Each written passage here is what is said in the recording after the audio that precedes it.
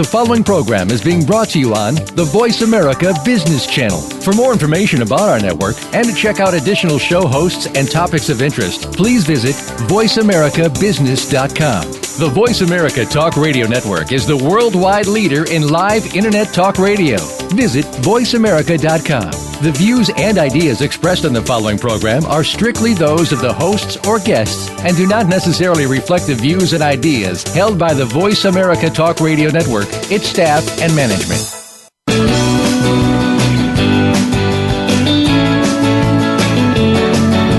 In the past few years, we've heard the term free agents and been told we would all need to become one in order to succeed. The recent economic structures have helped to promote this concept as reality. Where do we get the tools to take control of our career path in the present and future? Welcome to The Career Confidant with your host, Marie Zimenoff. Marie and her guest experts are here to provide you with the tools you need to move forward and achieve your career goals. Now, here is Marie Zimenoff. Good afternoon, good evening, good morning, wherever it is that you're listening to in the world, and welcome to The Career Confidant. This is your host, Marie Zimenoff, and we're so excited to have you here today because we again have another great topic. We are always here to provide you the resources and the tools that you need to take control of your own career, and part of that, of course, is job seeking. Whether you're employed or unemployed, many of you I know are job seeking, and many more of you are employed in job seeking, and so you want it to be short and sweet and effective, efficient, not take a whole lot of your time, especially when you're working full time. And so our guest today is an expert in that. We have Michelle Robin, who is joining us today, and Michelle has a business-to-business background that she has translated into the careers world, where she works with executive-level sales and marketing professionals to help them discover their personal brand and fast-track their job search. So Michelle has joined me today to talk about a very important topic, which is taking your job search and treating it like a marketing campaign. And I love that you have a marketing background, Michelle, and you can really walk us through, those of us who aren't marketing professionals. I've taken a few classes, right? But those of us who maybe have one or two college classes in marketing, but that wasn't our focus, we would love to hear how you take this job search and make it into a marketing campaign. So thank you for joining us. Oh, you're welcome. I'm happy to be here, and I'm excited to talk to you guys about this. Perfect. So when people start their job search, and our little promo today kind of talked about, they often start with their resume, and we'll talk more about how maybe that's not the right place to start. But when people start their job search, what is the first thing they should do? Well, like I said, the resume is not always the place to start, and that's where people usually think. And the first thing that I like to have my clients do is start kind of with a self-assessment, like what is it about them? What are their strengths? What are their weaknesses? Where are they going? What kind of job do they want? Figure out all those types of things and kind of come up with where your strengths and weakness, or where your strengths are going to fit into an employer, and what is your ideal employer. So similar to marketing, you can kind of do a SWOT analysis. And for those of you that aren't familiar with SWOT, SWOT stands for strengths, weaknesses, opportunities, and threats. And oftentimes companies do this on their business, but you can also do it for yourself. And there are tools to kind of help you do this too. You can look at Strength Finders, which is a great way to find out your top 5 strengths. And then you can also look at other assessments like the Fascination Advantage from Sally Hogshead, or 360 Reach, which is a 360 anonymous survey that really digs deep into your personal brand. So it's all about finding out what you're good at, and what other people think you're good at, and what other people think of you, because that's really the most important thing with personal brand, because that's going to be the foundation for your resume, for your LinkedIn profile. It's going to give you the foundation for the stories that you're going to be telling in interviews and things like that. So, perfect. Thank you. Yeah, so really getting that foundation of who are you, and and then probably moving more into who is your target audience. Right, exactly. But even before you get to your target audience, in addition to finding out more about yourself, also write out your ideal job description. Pretend sky is the limit. If you could design your perfect job, what would that look like? Everything down to the size of the company, to the corporate culture, to the location, to the industry, because that's going to help you find your target market. And that's really kind of the next step, is figuring out your target companies. It's almost like doing market research for your job search. I recommend that clients get, at least 20 organizations to start targeting that fit into that ideal job description, and start digging in and doing some research about them. Find out who is in your network that might have connections there to help you maybe get an informational interview, to find out more about that company, to find out if you would be a good fit, if that culture fits what your ideal job description is. And other ways that you can find out about those target companies. Some other tips, maybe set up some Google alerts to get information and news about that company. Subscribe to those industry trade publications. See what information is coming out about the companies in the trades. Search LinkedIn or Twitter even for news about that company.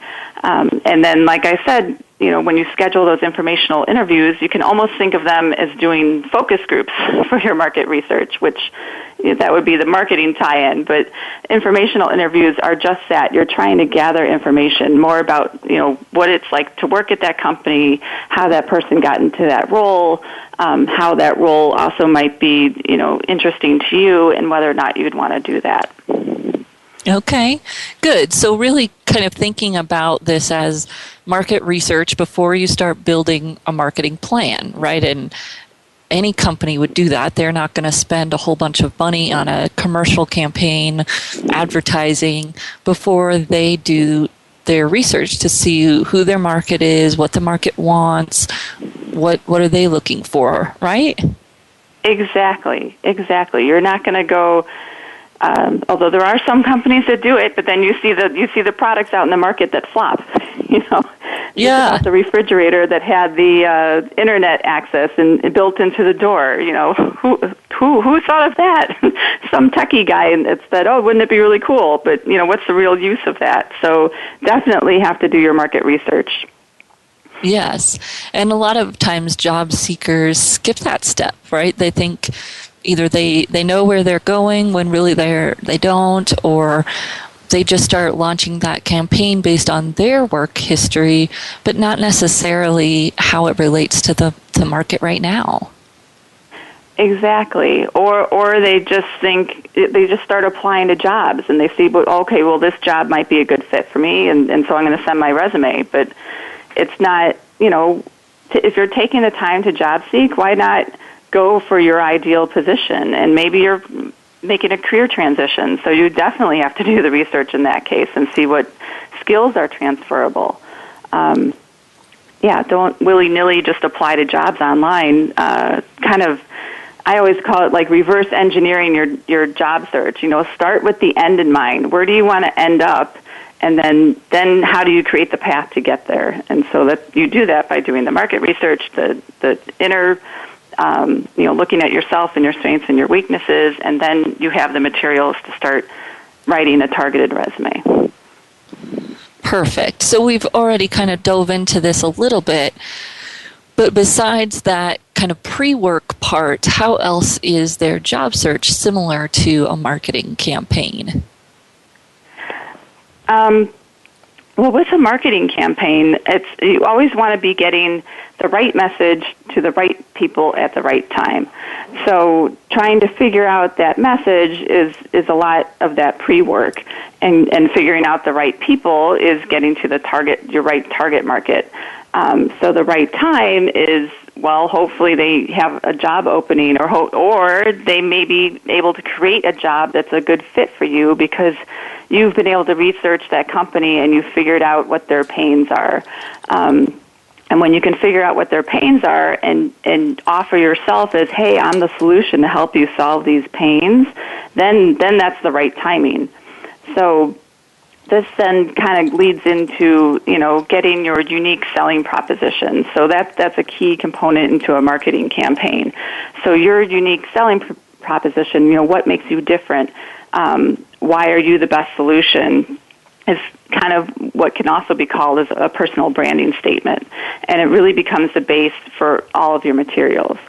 So at the top of your resume, instead of having results-oriented, revenue-generating sales professional, if you say something about, fans the flames of strong brands to spread like wildfire, that's a lot more intriguing and grabs somebody's attention. And there's a great acronym that has long been used in advertising called AIDA, which stands for attention, interest, desire, and action. And so that's what you want to do with your resume, is you want to create attention. So think of this as, the headline on an ad when you're flipping through a magazine, or the teaser copy on the outside of an envelope when you get mail, that's advertising in your mailbox, or the top of the web page. So your header and that top third section of your resume is critical to grab the attention. And then you want to keep their interest. So once you grab their attention, then it's important to immediately start highlighting what your strengths are and what accomplishments you've had that are kind of proof points of those strengths to kind of gain the interest of a hiring manager. And then as you go down through your rest of your resume and your experience section, you can generate the desire by stating your accomplishments, because if you have been able to succeed in the past with certain activities, then obviously you're going to be able to succeed in the future with similar activities. And the last step of that is action, and that's asking for the interview.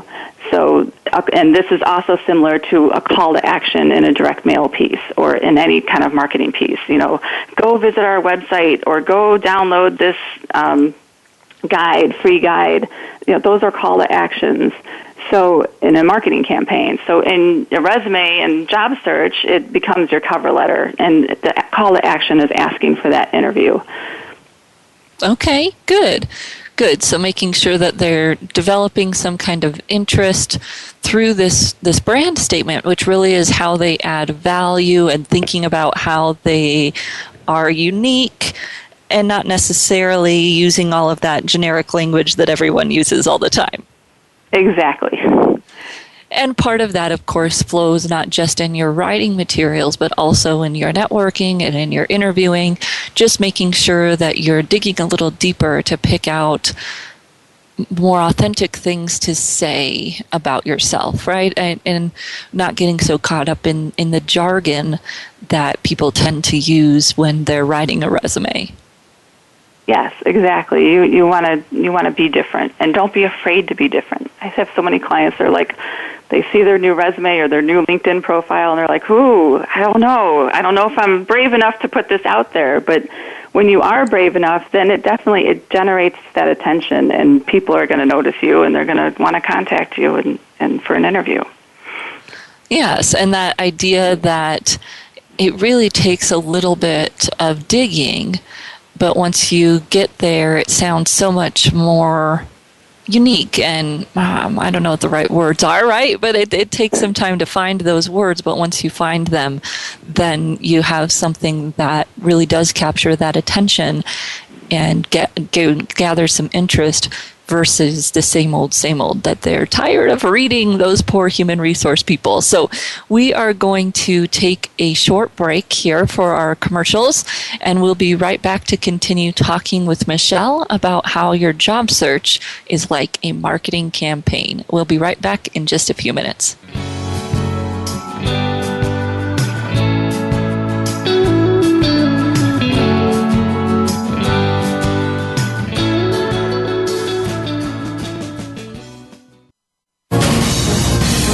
Voice America Business Network, the bottom line in business. You know that the career landscape has changed and that you need to be proactive about managing your career. you can have the foresight, skills, and confidence you need to take charge of your career and seize opportunities. A strategic advantage and career expert, Marie Zimenoff has helped thousands of leaders like you get focused, get found, and get hired. Visit getcareersmart.com to find out more. That's getcareersmart.com or call 800-521-2080 to schedule your complimentary consultation. Great leaders today have certain capabilities that set them apart. These leaders have discovered transformational leadership. Now, you can discover the same ideas, insights, and programs that have led them to success. Inside Transformational Leadership, hosted by Kate Ebner, is produced by Georgetown University's Institute for Transformational Leadership. We'll explore these stories and concepts every Monday at 11 a.m. Eastern Time, 8 a.m. Pacific Time on the Voice America Business Channel. Bob Pritchard has over 30 years of experience as a straight-talking business consultant and author working with some of the top Fortune 500 companies. Now he's come to the Voice America Business Channel to help you and your business. Tune in to the Bob Pritchard Radio Show for information about starting and successfully running a profitable business. From the movers and shakers to great marketing screw-ups, you can't afford to miss a single edition of the Bob Pritchard Radio Show. Tuesdays at 5 p.m. Pacific, 8 p.m. Eastern on Voice America Business. Follow us on Twitter at VoiceAmericaTRN. Get the lowdown on guests, new shows, and your favorites. That's VoiceAmericaTRN. You are tuned in to The Career Confidant with Marie Zimenoff. If you have a question or comment for Marie or her guest today, please call 1-866-472-5790. That's 1-866-472-5790. You may also send an email to marie@astrategicadvantage.com. Now, back to The Career Confidant. Welcome back to the Career Confidant, and today we are talking with Michelle Robin from Brand Your Career, who's sharing with us how your job search is like a marketing campaign. So we've talked through the focus piece and doing your market research before you dive into any part of your marketing campaign, resume, networking, any of those things. And then we've talked a little bit about this messaging and the importance of being unique and catching attention, interest. And Michelle, if you would kind of talk about AIDA one more time, what do those 4 letters stand for, and then continue on telling us how job search can be similar to a marketing campaign. Sure. AIDA, think of it as a way to kind of attract the attention of your hiring manager. So that first A is attention, and that can be done with your header on your resume and your headline, or your headline and your summary on LinkedIn. The second letter, I, is interest, and this is where you want to start giving your career highlights. Like, what are those things that are going to not only grab attention but create interest and you want to make the reader read on. The third letter, D, is desire. So this is creating desire in your reader that, oh my gosh, I just have to talk to you, Marie, because you just sound fantastic and like you'd be a great fit for our organization. And you do that by stating your accomplishments in your resume. And the final A is action. And I consider this as a call to action in marketing, which a call to action in your job search is asking for the interview. So use your cover letter, and in the end of your cover letter, ask for that interview. Don't just say, hopefully, we'll have a time to meet and talk about my abilities and how they would fit in your organization. Actually ask for the interview. Say, I'll follow up with you next week. Say, I look forward to your call. Those things that are more directive to actually ask and make a call to action at the end of that. Perfect. So we've got our market research done. We've thought about how we can generate some interest. How else is our job search like a marketing campaign? There's another piece of marketing that these days is referred to content marketing, which really isn't anything new. But content marketing in your job search is kind of equivalent to building your brand. And the ways that you can do this is, start sharing articles on LinkedIn. It's one thing to have your profile up to par. But then once you start being active on LinkedIn, get active in groups, share your knowledge, share articles. And if you're like, I would never know what to post about, there's great websites that can help you curate some content that are in your industry. One of them is Feedly, FEEDLY.com, which is one resource where you can pick your industry, and it helps you curate the information. And all you have to do then is share the articles on LinkedIn. Post once or twice a day. That's all you need to keep top of mind, because that's the whole point of content marketing is offering value. So just remember that. Offer value, and then people will start seeing you as a very knowledgeable resource in whatever industry and role you play in business. Other ways that you can build your brand through content marketing is you have a blog. Have a blog as part of your personal website. There's statistics that say your personal website can sometimes be even more valuable than a resume. I don't have the exact numbers off the top of my head, but I know that helps. It also helps you stand out from the crowd, and that's all what marketing is how to distinguish yourself from all the other job seekers out there. Think about opportunities that maybe you can even do some speaking, even at a local Rotary Club or business group in your area. It just gets your name out there that you're an expert in whatever subject matter you're speaking about. And also remember that the absence of information about you online can actually be just as damaging as negative information. So it's very important to be active online. Even if you don't have your own website, get active on LinkedIn. It's really a critical tool in your job search. Perfect. So I talk about this a lot on the show, this idea of putting out content, but it's awesome that you have given some more resources and some more context around that. And I think the challenge that people have here is that this sounds like a lot of work, right? When I give presentations and I talk about this idea, I often get looks from the audience of, you've got to be kidding me, right? You're expecting me to do this for my job search? Hello, lady, I've got another job, or I've got all this other stuff going on, or is this really going to get me a job? This, again, sounds like a lot of effort. So if you have any ideas off the top of your head on either side, right, how can they make it not as time-consuming? Using some of the resources you've talked about would obviously do some of that. And then tell me a little bit about how you've seen this be beneficial for people so that our listeners can hear it from someone else besides me. I'd be happy to collaborate with you on that, Marie. I'm trying to think of a specific example of a client, but I can't think of one for a client. Here's a perfect example of how posting and getting your name out there on LinkedIn can work, though. I had once posted something on LinkedIn, and I got a comment from someone that was not directly connected to me. And I looked up his profile, and I reached out to connect to him. And then in turn, he got back to me and he's like, I'm always about building my network. Would you like to jump on the phone for 30 minutes? So this stuff happens, and it only happens when you start getting active.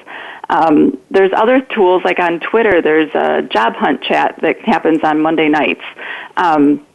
And when you participate in that, you get access to other people. It helps build your network, and it helps get your name out there. So yes, it is going to take some time, but it's much more productive time than just sending your resume blindly to all these different organizations where you have a 2 to 4% chance of getting a call back from that.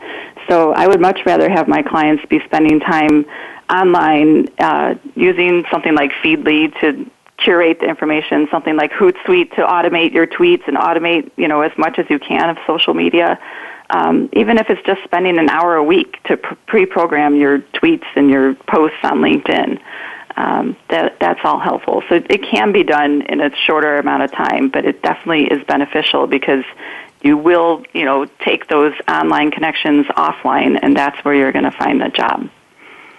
Yes, and so when we think about doing this work, the other thing I love about it is that you get to cultivate a community in the direction you want to go. So when you're responding to job ads, you're at the mercy of whatever company decides they're going to post an ad. But when you do content marketing, right, the whole idea is to cultivate a community of people who's paying attention to you that's in the direction you want to go by where you're sharing and what you share. And then it's not just hopefully a job that you land, but it's the job. So it gives you a lot more control, although yes, it may be more work. Although to your point, it may not be as much more work than you think it is. Exactly. So let's get back on topic here. So this content marketing piece is the proactive part of a marketing campaign, right? They've gone through the market research, they've developed their messaging, and now really they're doing this content marketing to hopefully be in the right place at the right time because they've generated a community who's knowledgeable about them and their expertise, right? Mm-hmm. Perfect. So be able to do that and maybe even to be able to share great content, they have to be hitting the pains of their target organizations. So how do you recommend that people really key in on those pains and challenges of their target organizations? Well, this, I think, gets back to doing that market research. So do some informational interviews at your target company, even if there aren't any openings. You can find out, who people that might be your peers, what kinds of things they're experiencing. Ask them what's your greatest challenge. People will be happy to tell you about their problems, actually. So that's one way to do it. Another way is to watch for news, see what's going on. Maybe an acquisition just happened. So obviously there's going to be some internal turmoil with an acquisition of any company. So if you've dealt with mergers and acquisitions before, then you might be able to help solve a problem like that too. So pay attention to what's in the news. Work your network to the best of your ability and get those informational interviews and read on their websites, follow them on LinkedIn, follow them on Twitter. Sometimes a lot more stuff comes out in those platforms than on their actual corporate website too. Perfect. And then when we get that far, I know this is something you wanted to talk about, so we've got like 1 minute. Okay. How is the interview process like a sales call? Okay, and I don't want people to freak out thinking you need to be in sales in order to have a good interview. All interviewing is really the opportunity for you to assess how you can help the employer and whether or not it's a good fit for you as well. And you do this by doing your pre-sale preparation, which is more in-depth research. Once you know the names of the people you're meeting, think about your first impression. Arrive early, smile, have a firm handshake. All that stuff helps build rapport. And then you can do further discovery in the interview, so you can get more to their pains because you're going to be talking directly to the hiring manager. So make sure that you can reflect back what you heard their pains are and how you're the best fit to solve their problems, and address any concerns that they found. And then finally, in closing, ask for the offer, so to speak. That's how you kind of close an interview. What are the next steps? I'm really interested in this job. I believe I'm a highly productive member of your team.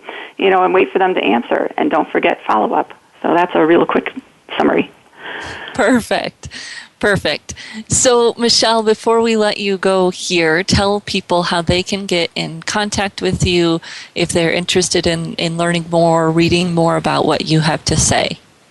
All right. Well, first, I have some free gifts for your listeners, which will help them make a marketing plan for their job search and all that jazz. If you go to Kiwi Live, that's KIWILIVE.com, and enter BYC, as in brand your career. That's all you have to do is go to KiwiLive.com and enter BYC, and you'll be able to download some goodies. And if you want to get in touch with me directly, my email address is Michelle, that's with 2 L's, MICHELLE, at brandyourcareer.com, and that's also my website, brandyourcareer.com, and I would love to hear from you. Perfect. Well, Michelle, thank you so much for sharing your expertise. And if you are listening, stay tuned. We'll come back in just a few minutes and I'm going to kind of break it down for you, give you some more action steps and things to think through here based on what Michelle has shared. So thank you, Michelle. And if you're listening, stay tuned. We'll be right back in just a few minutes.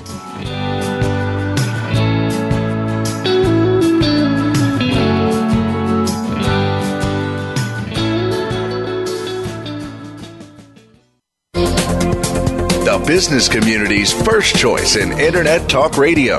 Voice America Business Network. You know that the career landscape has changed and that you need to be proactive about managing your career. You can have the foresight, skills, and confidence you need to take charge of your career and seize opportunities. A strategic advantage and career expert, Marie Zimenoff has helped thousands of leaders like you get focused, get found, and get hired. Visit GetCareerSmart.com to find out more. That's GetCareerSmart.com or call 800-521-2080 to schedule your complimentary consultation. Today, our world is faced with complex challenges that present massive potential risks. Conflict, misunderstanding, misalignment of organizations and their leadership, lost productivity, wasted time, and wasted resources resulting from limiting perspectives, distraction, and hardline positions are damaging our today and our future. The monetary cost of such failures is in the billions. Stop wasting time. Make a shift. Engage with host David B. Savage on Breakthrough to Yes with Collaboration, Thursdays at 6 a.m. Pacific, 9 a.m. Eastern on the Voice America Business Channel. Now you don't have to stay linked to your desktop or laptop. Take Voice America on the go and listen anywhere. Get our mobile app for iPhone, BlackBerry, or Android at the Apple iTunes App Store, BlackBerry App World, or Android Market.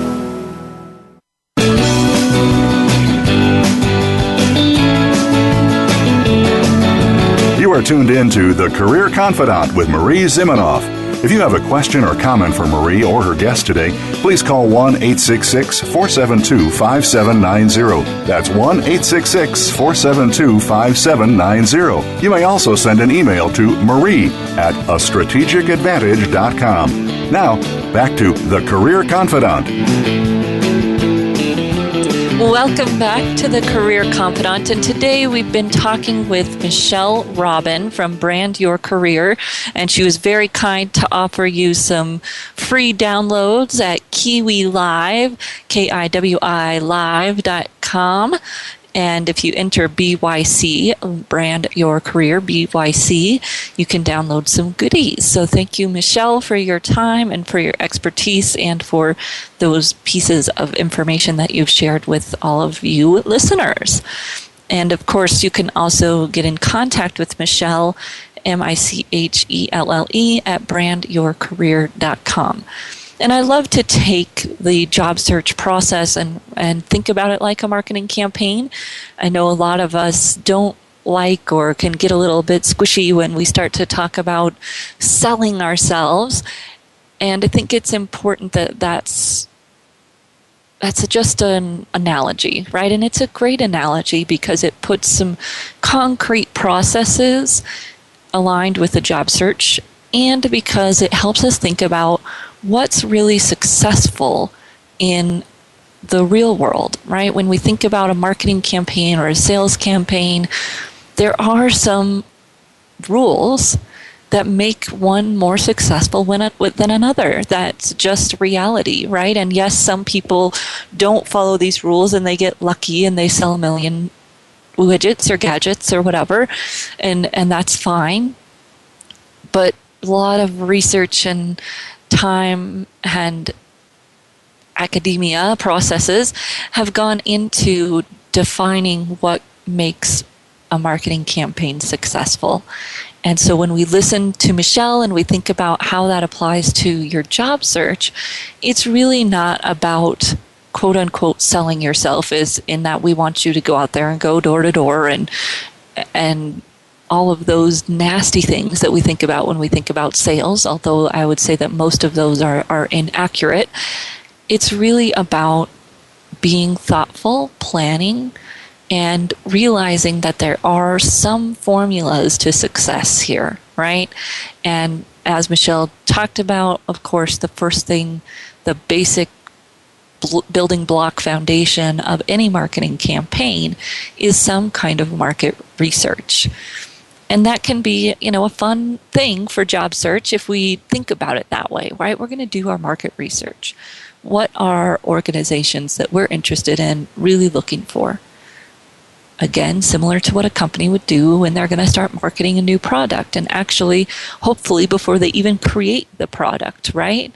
Now, you have already been created, your experiences, all of those things, and yet you have some opportunity and some flexibility and some creativity in how you package that experience and all of those things.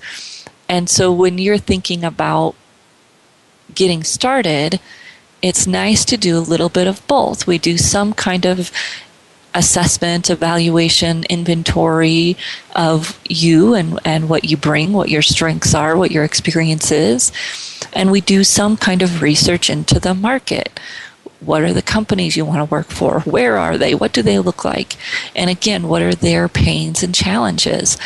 And of course, Michelle talked about a lot of different ways you can learn about that.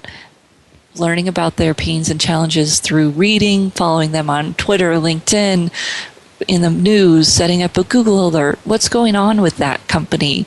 Are they growing? Are they shrinking? Are they getting ready to launch a new product?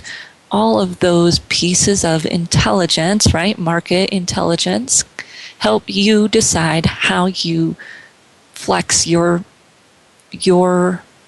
brand.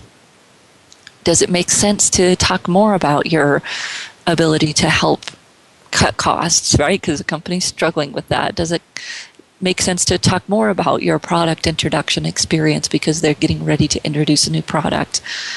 All of those pieces of your brand that, yes, are maybe a little bit more static, but you have the ability to decide what to highlight and how to put the pretty package on it based on this information that you gather. And again, that will put you ahead of so many job seekers who are just thinking about, this is what I have, I'm going to write it all out and not really think about what things make the most sense for this employer or how I can demonstrate that I've added value in the specific areas that they're looking for value in. It can be a very strategic process, and in fact is most effective when it's that strategic process, right? Versus the historical approach.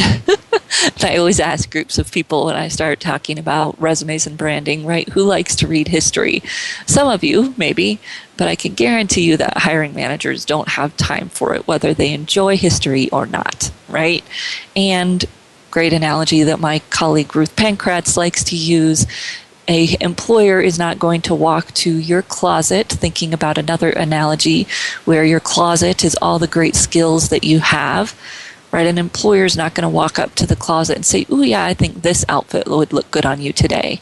They're expecting you to do that. They're expecting you to select the best skills, the best outfit, and walk into that job search wearing the appropriate things on your resume, in your LinkedIn profile, and of course, when you interview, network, any of those in-person activities as well. And, I think that, again, for some people it works to have this I can do anything approach, but that's not going to be the norm. And it's not going to be the fastest path, even when it does work.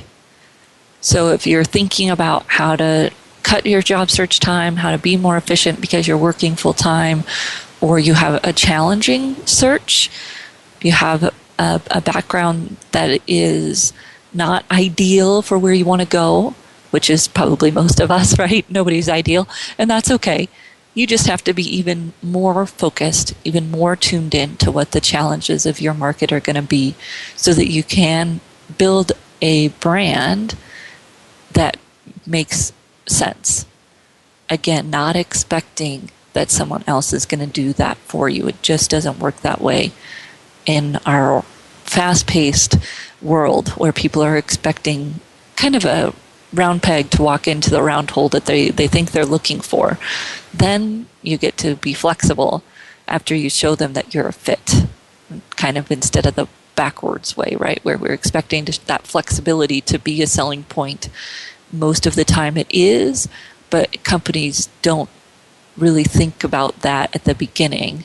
They want someone who can walk in and do what they want them to do, and then, oh yes, all of those other things are gravy, right?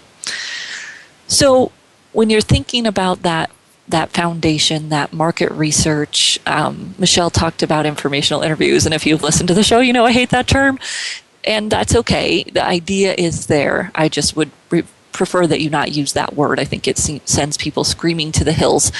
You're doing some research, you'd love to learn about their company, love to talk with them about the industry. All of those phrases will probably get you further than saying you want an informational interview. They hear the word interview, they turn around and run. Idea is that you're doing your market research. You're talking to people, you're learning about the industry, you're learning about the company, and of course you probably already know something about the industry, so you're bringing intelligent questions. And people love to give advice. They love to talk about what they do. They love to talk about what's going on in the industry. So it's a great in. It is not showing that you're ignorant because you're doing this kind of research, right? Especially my engineers worry about that when they say that they're doing research, it's going to hurt their brand. Now, Michelle talked also a little bit about this value proposition and the idea that you want it to conform to AIDA. And acronyms can be helpful, so if that's helpful to you, A, being that you capture attention, I, that you generate some interest, D, that you generate that desire to connect with you, and then A, that they understand what kind of action they should take or you are going to take to connect the dots there. And that's a helpful acronym to think through, especially a cover letter, although you do want to think about it in your resume as well. You might also think about that in your LinkedIn profile, and you can do these steps even if you're currently employed. They're just going to sound different, right? Attention and interest are going to be about you as a leader or you as an engineer, whatever you professionally want to put out there. That desire is still going to be pretty similar, the things that you've done, the things that you've achieved, although you'd want to put it more in the context of your current company if you're still employed.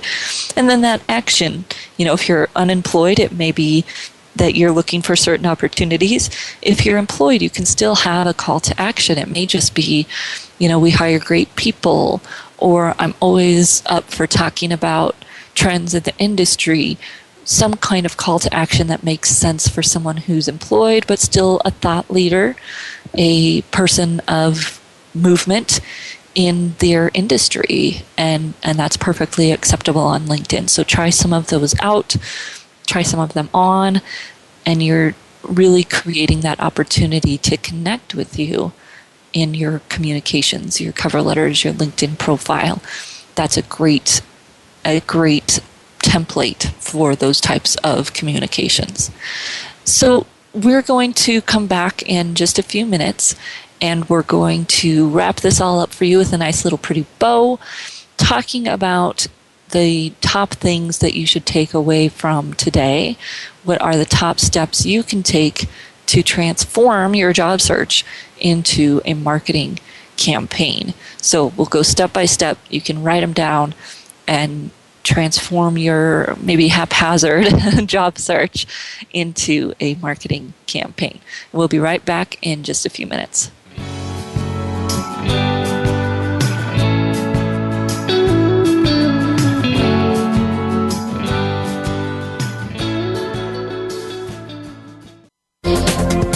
The business community's first choice in Internet Talk Radio, Voice America Business Network.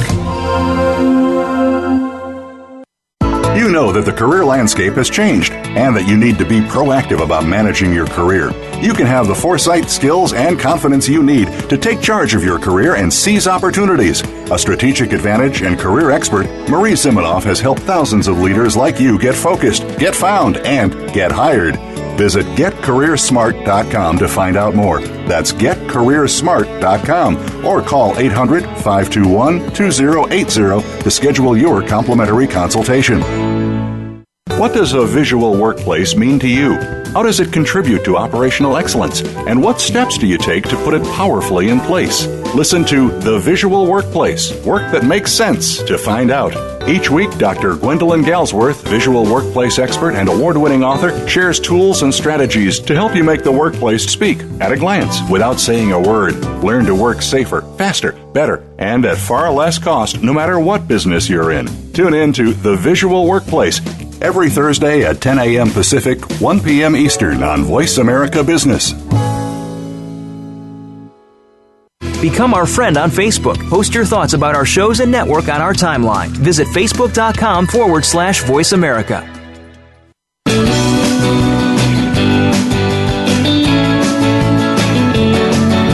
You are tuned in to The Career Confidant with Marie Zimenoff. If you have a question or comment for Marie or her guest today, please call 1-866-472-5790. That's 1-866-472-5790. You may also send an email to marie@astrategicadvantage.com. Now, back to The Career Confidant.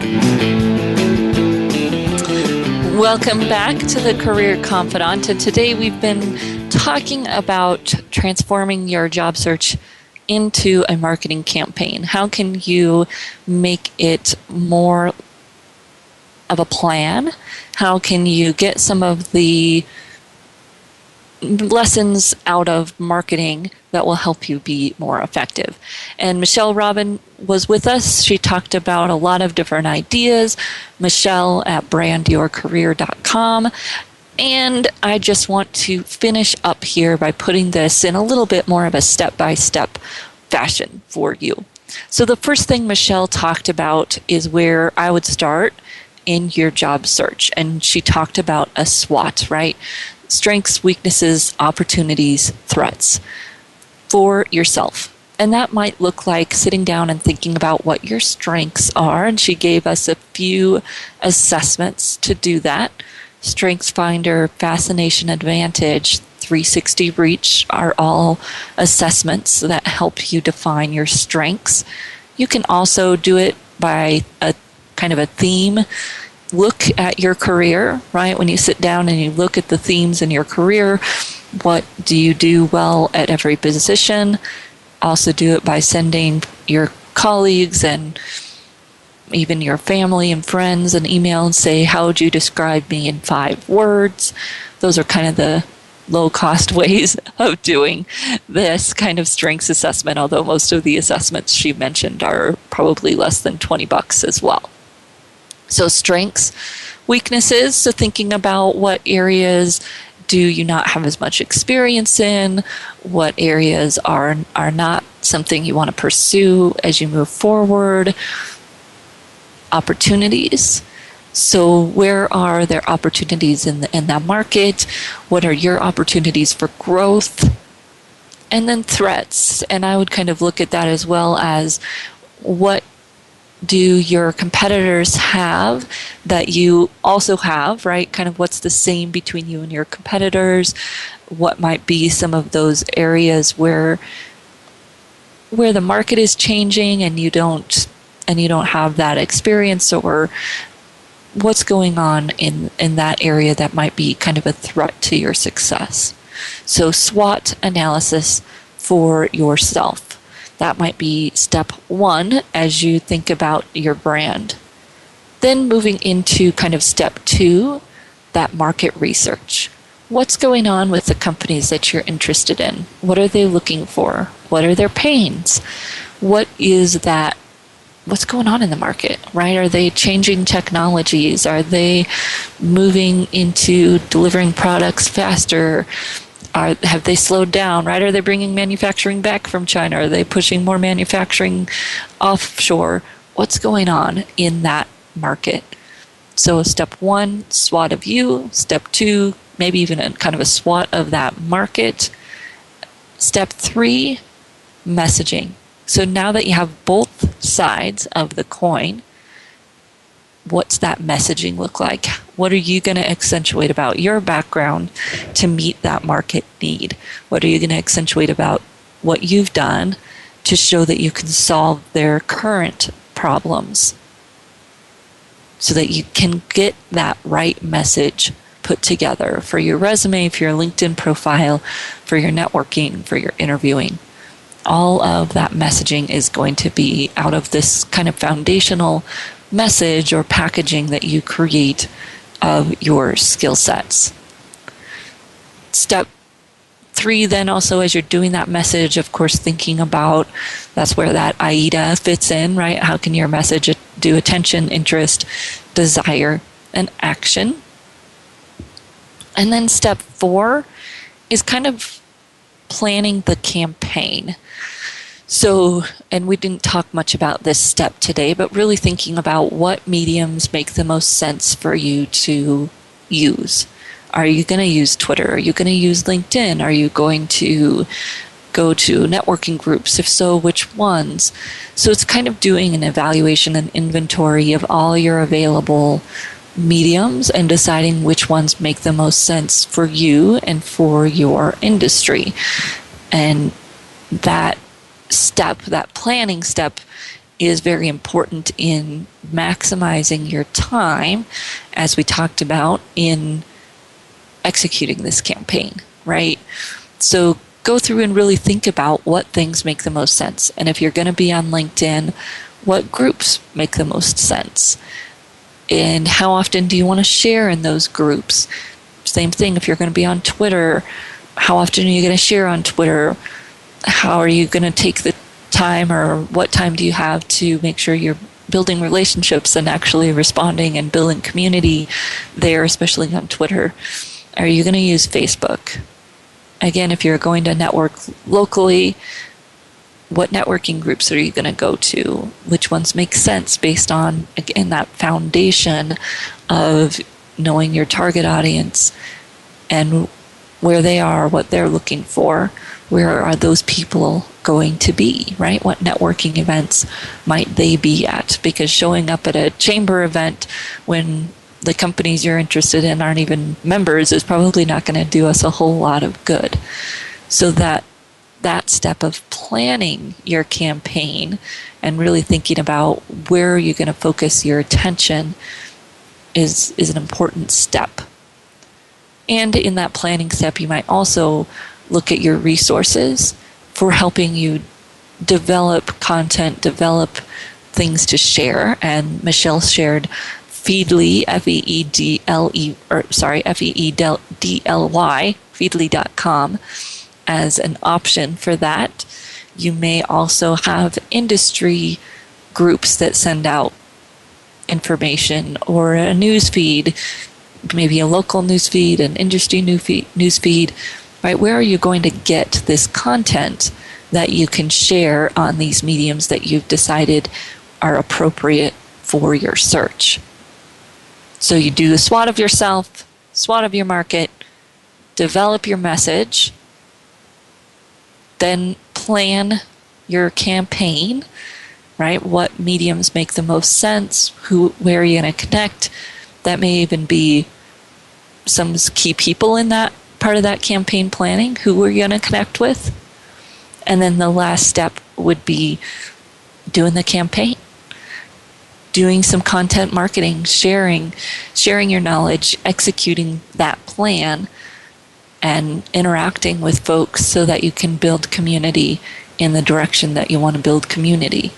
And of course, there'll be part of that planning and execution that may be looking at company websites and actually applying to positions. That needs to be part of the campaign as well, although not as proactive as the rest of the campaign we're talking about. But executing that plan is the last step, not the first step, where a lot of us want to start because it seems like it's more action-based. But when we take that action without all of the foundations behind it, we often find ourselves spinning our wheels. So as you sit down to think about your job search, or if you've been job searching for a while and it's not working, you're spinning your wheels, you're not getting anywhere, go back and start at the beginning. SWOT for yourself, SWOT for the industry. Does your message meet those needs? Does your message connect those dots? Do you have a plan? Do you know why you're doing the activities that you're doing? And what proactive activities are you doing? What can you add? And then work that plan. That is going to bring all of those great nuggets from the marketing world into your job search and really help you move forward, really help you be more efficient and effective. And we'll be back right here next week on the Career Confidant. Another great guest, another great topic. So we look forward to seeing you right here. And of course, you're always welcome to connect with me, Marie, at Marie, M-A-R-I-E, at astrategicadvantage.com. Otherwise, we'll see you right back here next week on the Career Confidant.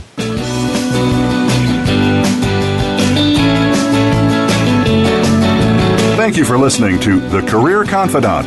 Marie Zimenoff will return again with another terrific guest next Monday at 6 p.m. Eastern Time, 3 p.m. Pacific on the Voice America Business Channel. Be sure to join us then.